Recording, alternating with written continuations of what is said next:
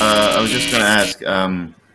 So since the Kharkiv situation, like obviously Russia was fairly thinly manned in that area, which shows that they have a problem with manpower at the moment, which is what a lot of people have been saying for a while.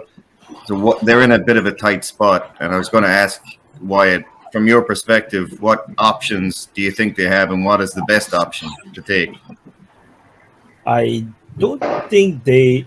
Okay, so the Russians have been fighting on a very limited budget, limited manpower, so they are very keen to keep on it, and they are not planning to have more troops as much as they can.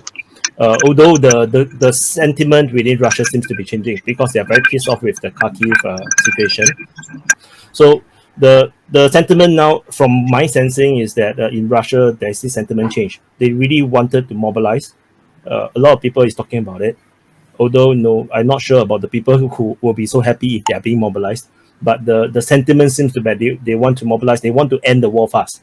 In Russia, they want to show the Ukraine that they are much better than what it seems to be on the ground, where they did this massive, humiliating retreat from the entire of Kharkiv. However, from my point of view, again, this is just like the Northern Front. It's actually part of the plan. It's like, when you go and watch a movie, if this movie is not available, we plan to watch this movie at this time. It's not available, let's watch the other one. If this is also not available, let's go bowling.